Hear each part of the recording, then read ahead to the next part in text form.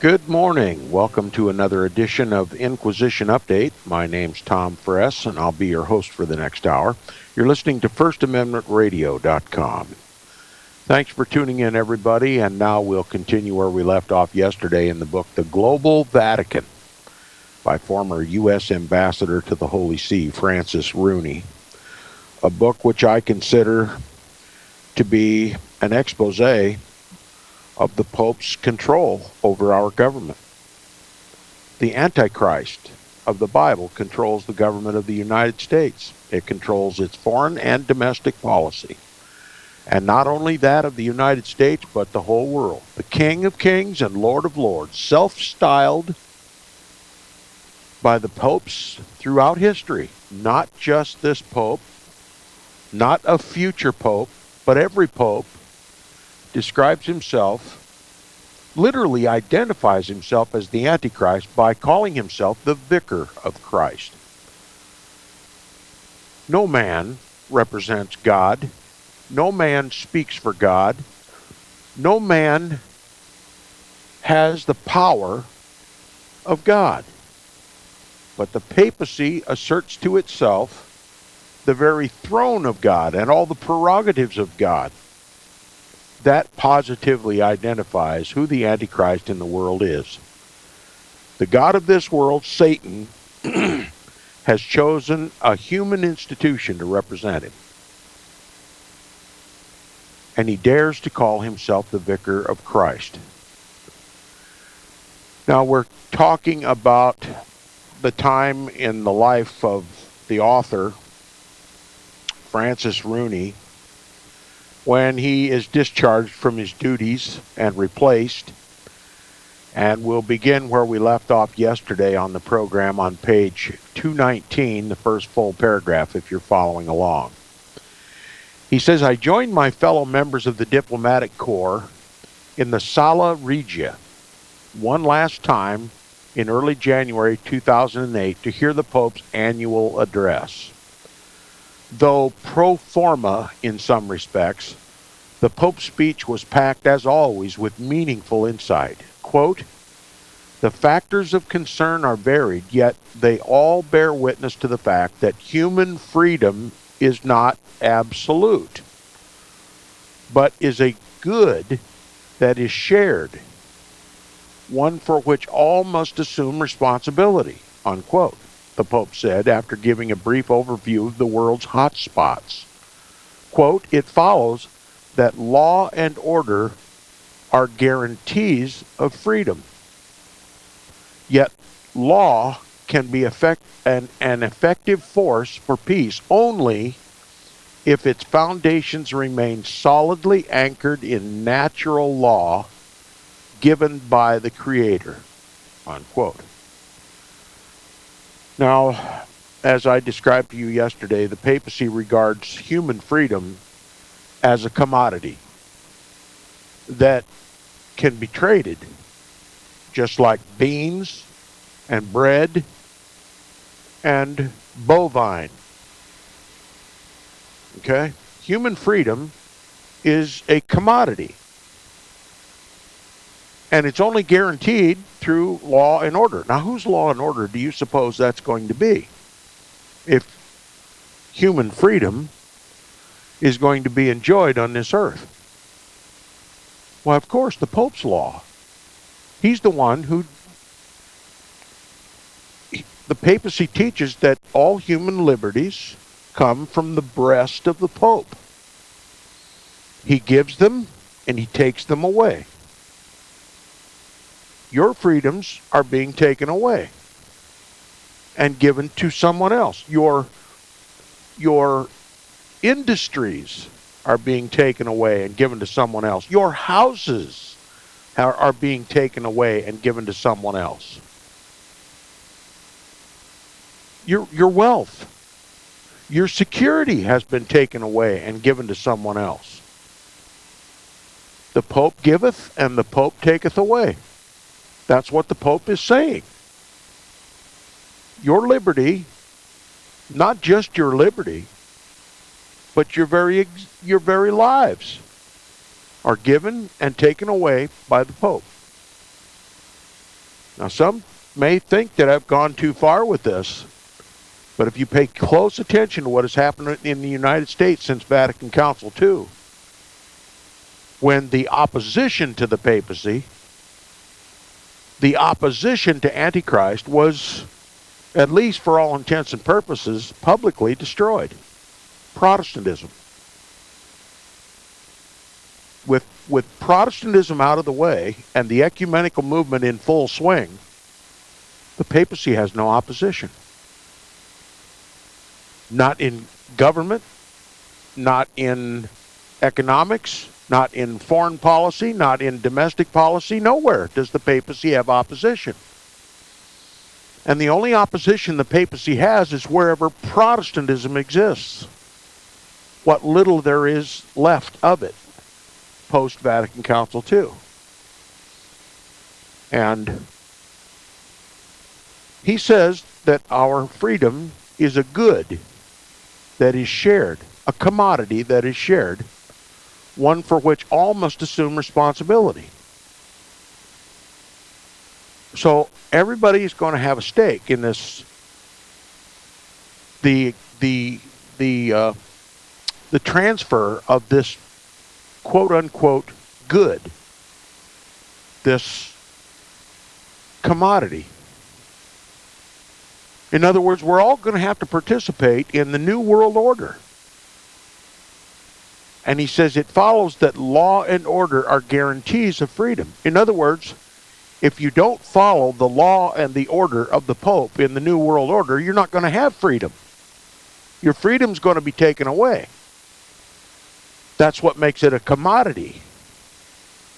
It's something that is not, according to the Pope, it's something that is not natural. It's something that is imparted and removed at the whim of the Pope and the governments over which he rules. It says it follows that law and order are guarantees of freedom. You want a guarantee of freedom? You have to follow the law and the order of the Pope. And he says, yet law can be an effective force for peace only if its foundations remain solidly anchored in natural law given by the Creator. Unquote. Now that sounds all reasonable, well and good, except nobody's ever told you that the Vatican, that the papacy claims to be the author and the administrator of the natural law. That natural law is defined by the papacy. Okay? And the Pope, invoking the Creator here, literally calls himself the vicar of the Creator. So if you have any rights, whether they are defined in the Bible or civil law or the natural law, those rights will be defined by the papacy and they will be treated as a commodity that can be given and can be taken away. Now he says the American founding fathers, and here we go again with the laudation of the Carroll family. He says the American founding fathers, of course, to the papacy, the founding fathers are the Carroll boys, John, Daniel, and Charles. No mention of Protestants, because when John, Daniel, and Carroll achieved for us the federal government, Protestantism was essentially became a second-class citizen. Protestantism didn't stand up and protest the Vatican's control of the government even during the founding of this country, so Rome has no opposition. Okay? He says the American founding fathers could not have started it, or could not have stated it any better. Given that the Vatican had recently announced the Pope's intention to visit the United States the following spring, these words seem to set the stage for Benedict's appearance before the American audience. So what he was saying about human rights and the commodity called freedom, to this author and to his listeners during this annual speech that the Pope gave at the Vatican near the departure of Francis Rooney's service at the Vatican was merely a foretaste of what he would do when he came to the United States in 2008. It was simply a notice that your freedoms are gone if I say they're gone. And that's what he did when he came in 2008. He styled himself the victor of the Revolutionary War, and that all of our government is the servant of the papacy. Our own government fired a 21-gun salute for him, which literally means it's historically, the 21-gun salute represents a historical protocol in the Navy that when you are surrounded by enemy ships and you're going to be taken into harbor to surrender, then in acknowledgement of that surrender, you emptied your magazines harmlessly out to sea. You loaded your cannons and you fired all your ammunition. You disarmed yourself. You fired all your ammunition out to sea. And that was the sign of surrender. And that was the very convention that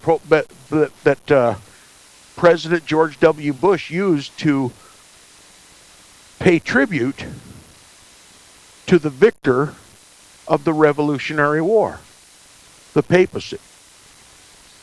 The Roman Catholic Church claims that through John, Charles, and Daniel Carroll, we got our federal government. They created it, and because Rome gave it, Rome established it, it belongs to Rome. And if Rome wants to change it or completely abolish it altogether and give us another form of government, likewise the Constitution, if the Pope no longer likes the Constitution or wants to reinterpret the Constitution or rewrite the Constitution, it's theirs to do so.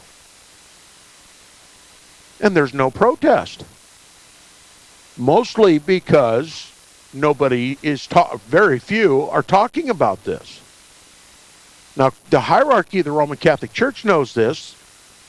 The true blue spiritual supporters of the papacy, I mean those who believe in fact that the papacy is the de jure government of God in the world and that all governments must serve him, that's why they seek positions in the highest offices of our government.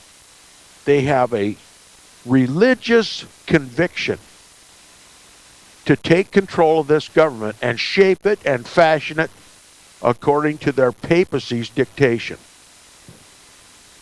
And to make America Catholic, not by reason or by evangelization, but through force, through the civil law. And force is going to be applied in the New World Order. Force has already been applied, and it's only going to get worse. Now he's going to invoke the Carroll boys again. He says the American founding fathers could not have stated it any better.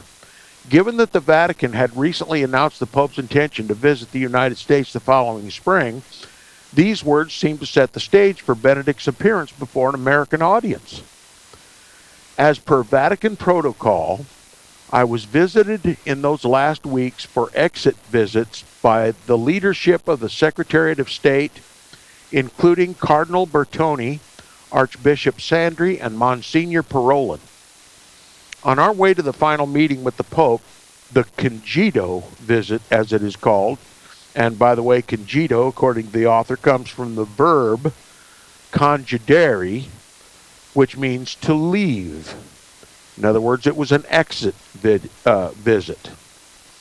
He says, Kathleen and I, along with our children, retraced the route we had taken on credentialing day in 2005, the same route through the loggias and halls of the Apostolic Palace that I took with Mr. Bush, or rather Mrs. Bush and President Bush, when accompanying them on their visits to the Pope. Pope Benedict XVI took my hand and smiled warmly as we entered the papal library. So much had passed since he had settled into the papacy in the spring of 2005. He had started his reign under a cloud of scandal and suspicion and had met many hard challenges since. He turned out to be nothing like the fierce Rottweiler his pre-papal critics had warned he would be. Now, instead, his critics portrayed him as too passive. He was a poor administrator, they said, a misplaced academic who preferred quiet contemplation to governance and politics. A weakness exacerbated by a few unfortunate appointments he had made in the personnel who worked under him. It was a fair critique up to a point. This is not the place to belabor the Vatican scandals and squabbles of the last few years, except to acknowledge that they distract the Holy See from its mission and likely diminish its moral authority. What is the Pope's moral authority in the world? Class, what is the man of sin moral authority in this world? None. No, he is the example to be shunned. He has no moral authority whatsoever in the world. Not given by God, but given only to himself, by himself. If he has any real power in this world, it's what Satan gave to him. Are you and I obliged to acknowledge it and to obey it? No. We serve one master, Christ and him alone. And because I serve Christ, it's my prerogative, my religious prerogative, to denounce the Antichrist, to identify him and denounce him. That's what my job is. That's what every true Protestant's job is. It's one thing to know who our Savior is, but it's quite another to know who his counterfeit is and how he has deceived the whole world. Once we can compare the true with the counterfeit, then we are assured that we are correct. And once the Antichrist is identified, then the trumpet should be sounded long and loud, and that's what we do here at Inquisition Update. He says, to borrow Harry Truman's phrase about the presidency, the buck stops at the Pope's desk. He's ultimately responsible for what happens under his watch, even if not personally to blame. That's right. The papacy is to blame for the entire history, the entire diabolical history of the papacy. Every pope bears on his shoulders the weight of centuries, millennia of antichrist behavior. Every drop of Protestant blood that has been shed by the papacy rests upon every pope. And they're going to have to give an account for every drop of blood. How far would you wish to be standing from the papacy when justice finally comes to the papacy? And should we, as citizens of the kingdom of heaven, stand quietly by while the Pope takes control of our government and enslaves us all? I don't intend to stand quietly by. He says, but if we are to acknowledge some of the flaws of his papacy, we must also grant that Benedict XVI, far from being the passive placeholder of his critics' imagination, was a pope who displayed tremendous resolve and integrity in charting the church's course, even if this sometimes meant courting controversy and bad press. He turned out to be a very complicated pontiff, which made him frustrating to journalists who wanted to pigeonhole him with some sort of personality, but also fascinating to watch. Trained as a classical pianist as a child, Benedict had the traits of mental discipline, precision, and respect for tradition that such a pursuit requires. But he was also willing to sometimes put aside the musical score and follow his own less expected tune. Regensburg was one instance of this, and there were plenty of others. His surprise resignation was really no surprise at all if you reflect on his long record of doing what he believed to be right, always putting the church ahead of his own popularity. Sometimes the press interpreted his refusal to court public affection as a lack of warmth. Actually, his humility came before public affection, and that same humility led him to resign when he knew his health required it for the good of the church. What humility is there in any man or any institution of men that dares to call itself the replacement of the Son of God on earth? There is no humility. It's only for the cameras. He served slightly less than 8 years, just 5 months longer than his World War I era namesake, Benedict XV. Perhaps like the last Benedict, he will be a quote-unquote forgotten pope. Or perhaps history will remember him as a pope who held firm in the face of immense challenges and served the church well. But back into 2008, when Benedict XVI's resignation was still very much in the future, as I met with him for the final time, the Pope looked strong and healthy. He was a bit more stooped than when we first met. He was now 80 after all, but he was totally in command. He told me he was looking forward to visiting the United States in April. Then he greeted my family, speaking to my wife and children individually. We left him as we had come, walking out through the Apostolic Palace to the Cortile San Damaso, then drove out of the Vatican. I was back in the United States when Benedict XVI touched down at Andrews Air Force Base on April 15, 2008, to begin his first visit as Pope to the United States. The visit held personal significance for me, reaffirming themes of Benedict's papacy that had emerged during my tenure at Rome. Indeed, every major speech and homily the Pope gave in the United States was a variation of the theme that he pursued since becoming Pope: the relationship between faith and reason in the 21st century, and the need to treat these not as a polarity, but as a symbiosis. Benedict's motorcade pulled up in 1600 Pennsylvania Avenue, that is the White House, on April 16th, only the second time a pope had ever visited the White House, the first being John Paul II's visit during the Carter administration. The day happened to be Benedict's 81st birthday. The visit coincided with a number of other significant dates, including the 200th anniversary of John Carroll's installment as the first Archbishop of the United States and Baltimore's elevation as the first archdiocese in America.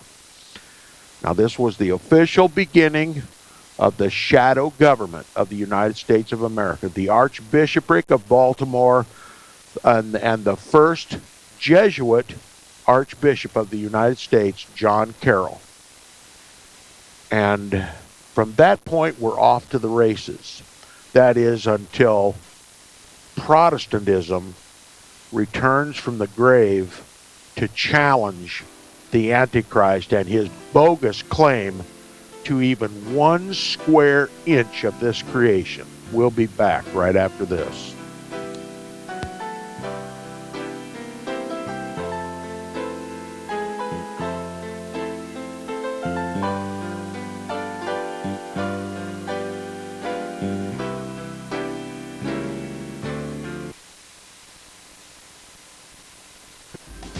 years ahead of the dominant media. FirstAmendmentRadio.com and FirstAmendmentRadio.net.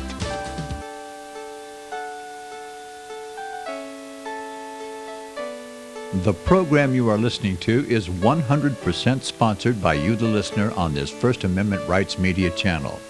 You will notice that there are few commercials on this radio network. There's a good reason for that. Corporate advertising dollars come with strings that limit program content. So without your help, these programs cannot continue on internet or our several affiliates. If you benefit by the educational law programs, we ask you to give. If you are admonished or nurtured by the Bible and ministry programs, we ask you to give. If some voice a cause that you are passionate about, we ask you to give. If you believe in any of these, we ask you to support them as you would a missionary on a continual basis, as if giving a tithe for missionary radio. These programs are not commercially viable and must be supported by those faithful to the cause of truth. Look for the button to sponsor your favorite programs at our listen and schedule pages on the internet. Then, when you subscribe, we will send you the last quarterly MP3 CD of that program immediately, and continue to do so with each new quarter. We will also give you unlimited archive access to all of our programs. We're asking you to give much less than a tithe, so that you may also send support directly to a particular program host, cause, and anywhere else the Spirit may lead you. Do all to the glory of our God and Creator, for His holy nation, the only kingdom that will last forever. Thank you for listening.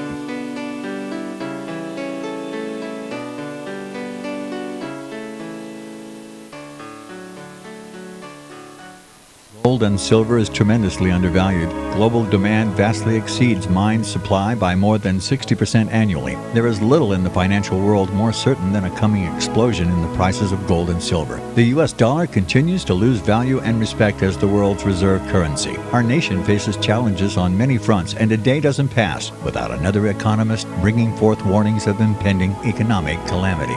There has never been a better time than right now to acquire physical gold and silver. Discount Gold and Silver Trading was founded on the principles of truth and honesty. We believe in providing a quality product, quality service, and most importantly, competitive pricing. We provide all forms of precious metals, including American gold, silver, platinum, and rare investment and circulated coins. Silver bars, rounds, and 90% silver bags are on hand for the silver investor. Gold self-directed IRAs are available. Call Discount Gold and Silver Trading at 1-800-375-4188. Toll free, that's 1-800-375-4188.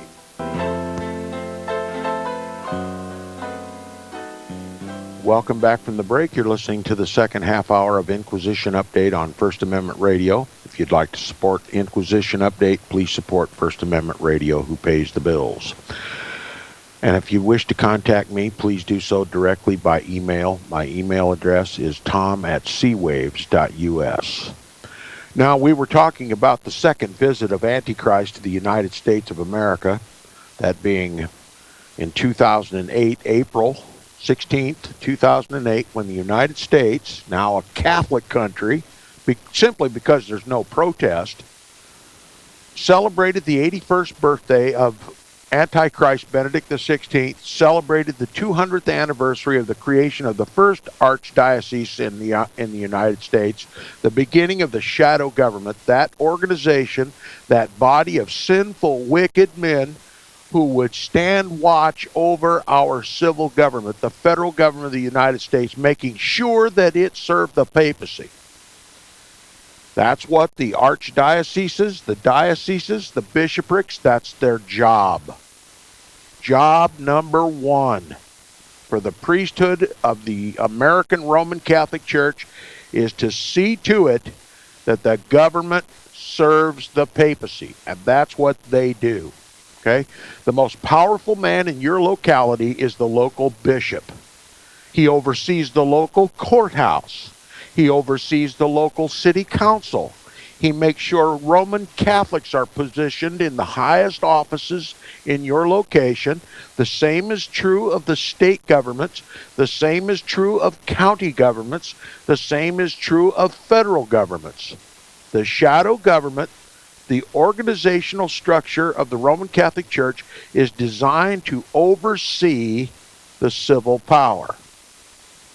They are the Pope's eyes and ears. Makes sense, doesn't it? And this is how we are all made slaves. And this is how our civil law is fashioned to make us all slaves to the papacy. This is how the papacy ensures that civil laws are congruent with Roman Catholic canon law. Okay? Celebrating the 200th anniversary of the birth of the Roman Catholic shadow government in the creation of the Archdiocese of Baltimore, the first archdeacon of that church at the time was Jesuit priest John Carroll. And it still exists today. The shadow government, hidden in plain sight, has a central office in every neighborhood. It's called the Roman Catholic Church. And it is the powerhouse in your community. That's where all power comes from. You don't even run for dog catcher in this country without the knowledge of the local bishop. You hear all kinds of conspiracy theorists talking about shadow government, but nobody ever names who it is. I just did. And it's verifiable, facts on the ground, clearly visible. You'll find a Roman Catholic priest on every appropriations committee, every power structure is overseen by the local Roman Catholic Church. And if the bishop isn't seated there, he's got a representative in one of the faithful. If there's a Roman Catholic on your library board, if there's a Roman Catholic on your school board, if there's a Roman Catholic in your city council, he is the representative of the bishop.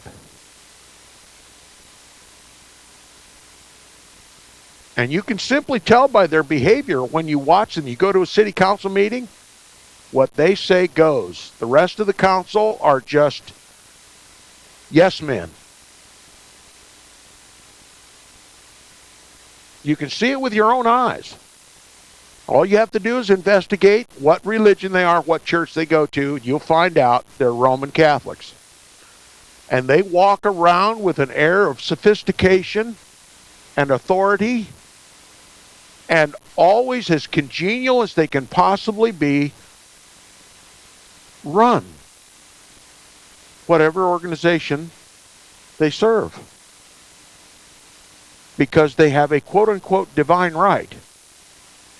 And that divine right originates from the papacy, the vicar of Christ. That's why they're so arrogant. That's why they're so seemingly deaf to reason. And we're all governed by it. Even our children sit under their authority in the schools. That's why our schools teach globalism. Because the Pope wants a global government. And their minds have to be fashioned to be good citizens in the global government. Rome controls lock, stock, and barrel because there's no protest. Simply because there's no protest. You know what my Bible says? The wicked flee when no man pursueth. Imagine what would happen if we began to pursue these people, expose these people, and expose the authority by which they assume to govern us. The Antichrist of the Bible, the man of sin, the son of perdition. Imagine what would happen in this country if there was a whimper of protest from the Protestants.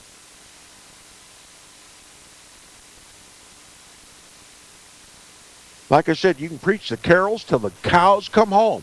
But when Jesus gets a hold of his people, Rome is in the minority, because it's not only just a few of the saints of Jesus Christ that protest, but it is Christ himself and the entire host of heaven.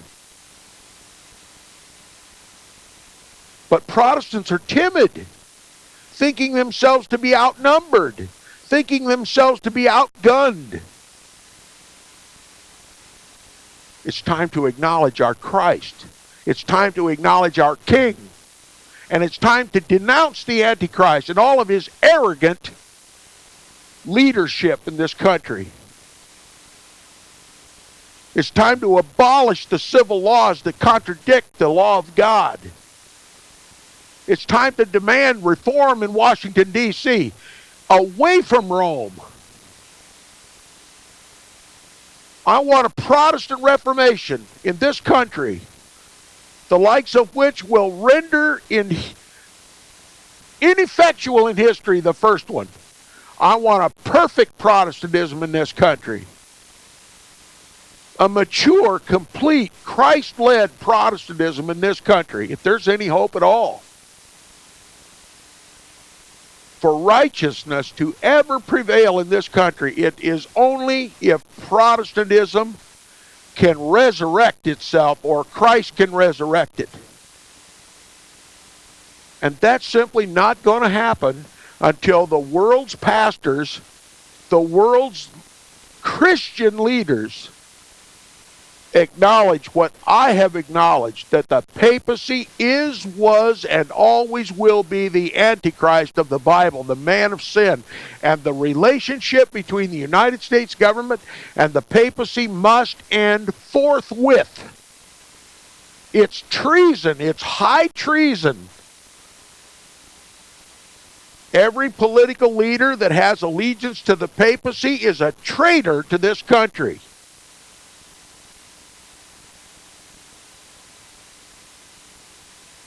You cannot be a papist and an American.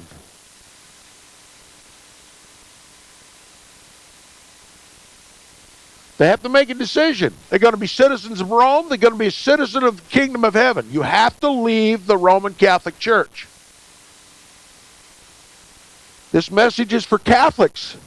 You call yourself Americans. How can you be an American? How can you truly serve a free government if you are bound spiritually and temporally to a little pedophile in Rome?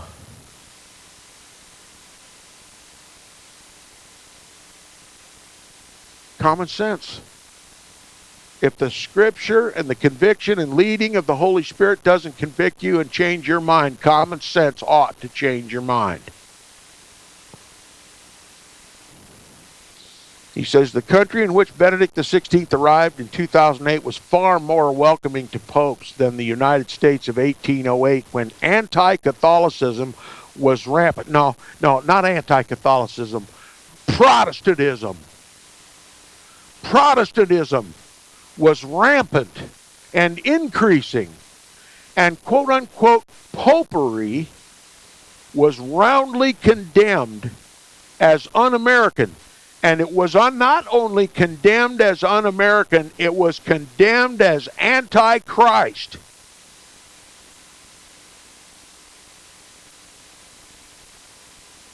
That's right.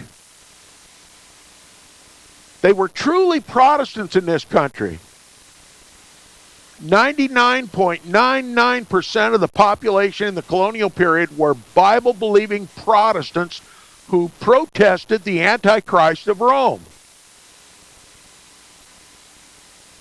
Catholics were an extreme minority.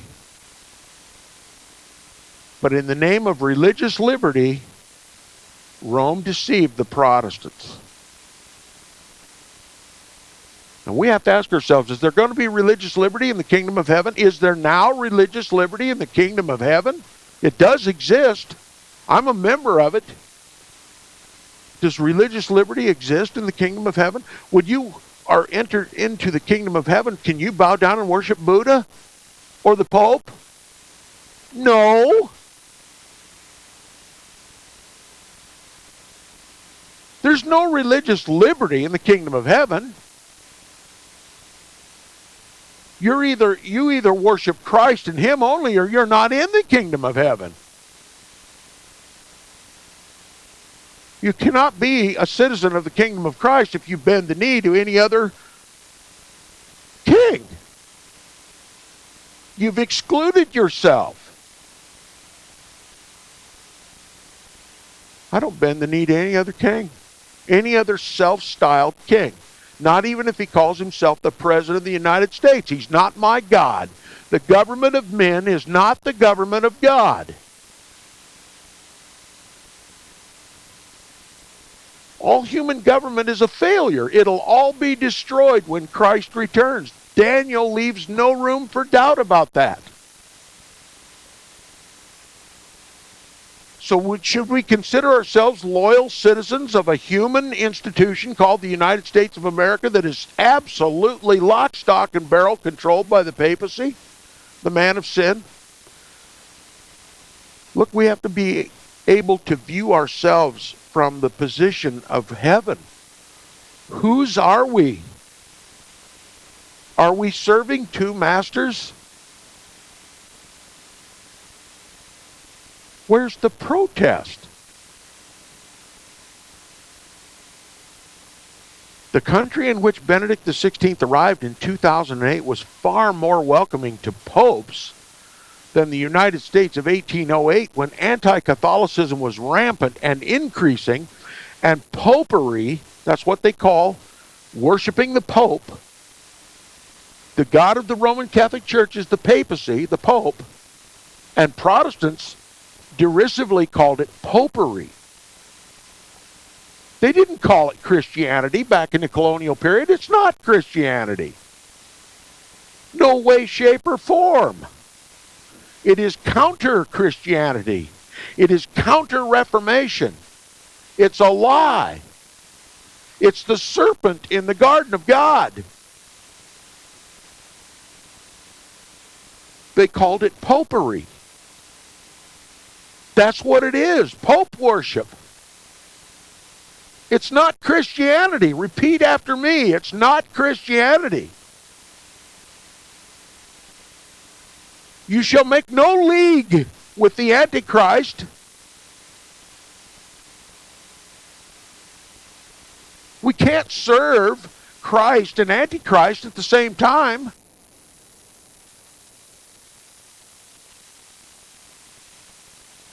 He said anti-Catholicism was rampant and increasing, and popery was roundly condemned as un-American and anti-Christian. Today, in the early 21st century, Catholicism is woven into every aspect of American culture. Let me read it again. Today, in the early 21st century, that is 50 years after Vatican Council II, when the protest ended, when the Protestants said, I'm sorry, Mr. Antichrist, we were wrong, you're not the Antichrist, it's somebody coming sometime down the future, we don't know who it is yet, but we'll find out, we'll know, but we're sure sorry about the Protestant Reformation. We're sure sorry that we liberated all of Europe with the idea, the cockamamie idea, that the papacy is the Antichrist. We're sorry for that. And I guess all the Bible-believing Protestants of history all died in vain, claiming that the Pope, wrongly claiming that the papacy is the Antichrist, when now we understand that it's one single solitary individual. He'll come with a pitchfork in his hand and a forked tail out the back end and a forked tongue out the front, and he'll be painted red, and everybody will know who he is. But now you, Mr. Pope, we're so sorry. And we're going to restore to you America. Once Protestant, now Catholic. We're going to conquer the rest of the world for you. We're going to do it with our tax money, our blood, our guts, our guns, our ammo. And we're going to pay the price. Because we were wrong at the Protestant Reformation. That's what Vatican Council II was all about.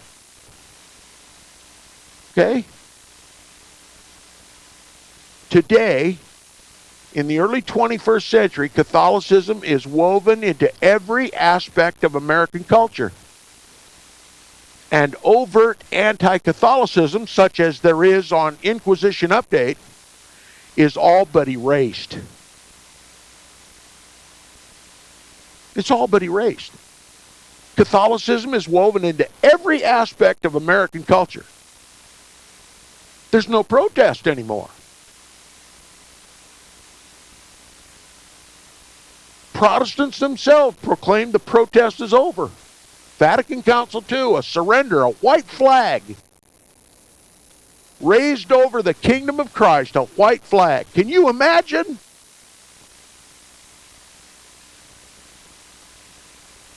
Well, the Carroll family founded our government. It must be Catholic. So we all have to convert to Roman Catholicism. John Carroll, Daniel Carroll, and Charles Carroll defeated us before we ever got off the ground.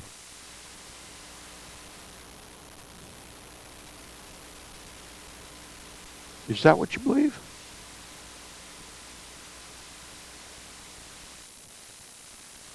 John Carroll, Daniel Carroll, and Charles Carroll. That's what you want to hear? Go somewhere else. That's what you want to hear? Go somewhere else. It's a lie!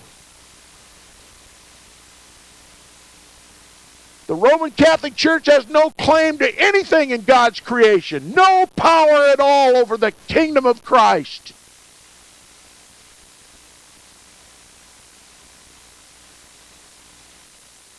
They're a laughing stock. And every Roman Catholic that lauds the Carroll family are going to get a big disappointment when Christ returns.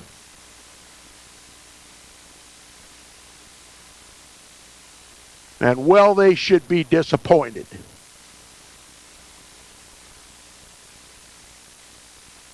I think we should protest the Carroll family.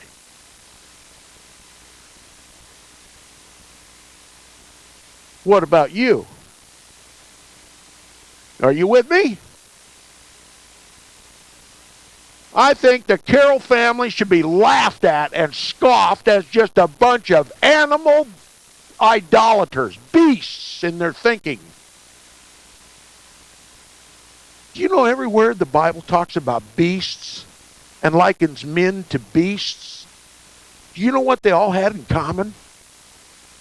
They all fashioned with their hands and then bowed down and worshipped images and idols. They worshiped men, sinful, wicked men that were born dead in trespasses and sins. That's who the Carroll family was. Beasts, every one of them. They're to be scoffed at. Laughed to scorn. They're claiming victory over God's kingdom. They are lauded by the Roman Catholic Church as being champions over Christ's heavenly kingdom.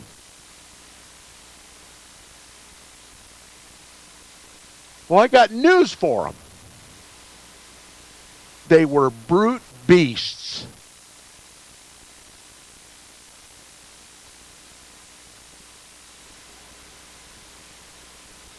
Now, Catholicism, because there's no protest, Catholicism is woven into every aspect of American culture. And overt anti-Catholicism, that is Protestantism, is all but erased. Not as long as I have breath to breathe. It's not.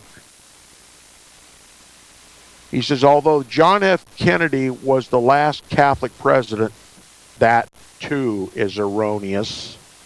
Every president since John F. Kennedy serves the papacy, or he knows he will be JFK'd in Main Street, USA, with cameras rolling, and nobody will go to jail, and the cover-up will continue for as long as necessary to protect the Vatican's assassins.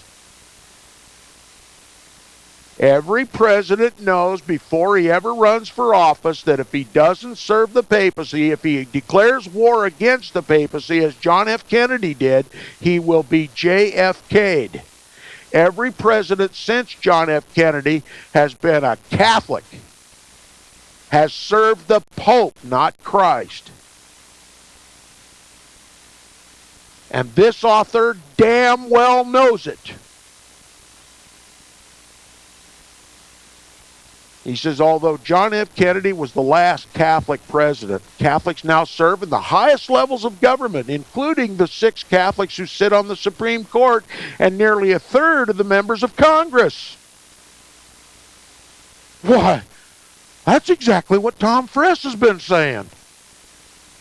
He just got done saying it 10 minutes ago, and here the author's saying the same thing. Why? Because there's no protest. You know, this author craftily left out. I mean, he admitted that Supreme Court has a supermajority of Roman Catholics on it. They're the ones who interpret our Constitution, right? Our Protestant Constitution, they're the ones who interpret it now. So it's going to be a papal constitution, isn't it? He admits what is obvious to anybody that looks into this. The Roman Catholic Church controls the Supreme Court. The papacy controls the Supreme Court. But what he tactfully leaves out is the fact that probably for the first time in U.S. history, there's not one single Protestant on that court. Why? Because the papists are scared to death of a Protestant.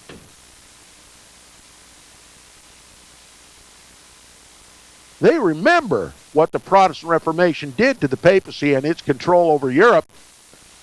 You put a Protestant on the Supreme Court, somebody like Tom Friess, and the Pope's control of the court is going to be on every newspaper, every television, and it's going to be a scandal like you wouldn't believe. The Protestants are going to say, what? There's not a Protestant on the Supreme Court? They're all Catholics? What's up with that? Is this why we're losing our freedoms? Is this why the Pope can rule, or the president can rule like a pope and just make papal decrees and shut the House of the Commons out of the discussion, the Congress? It's all beginning to make sense now, isn't it? No, Francis Rooney wouldn't admit in his book that there's not a Protestant, not one single Protestant, not one single anti-Catholic on the court. That might wake up some slumbering Protestants. They still fear us. And not us few Protestant saints, but they fear Christ and the entire host of heaven. They are extremely outnumbered and outgunned, and their destiny, their destruction has already been proclaimed. Put a Protestant, a true Protestant, on the Supreme Court, and the game is over.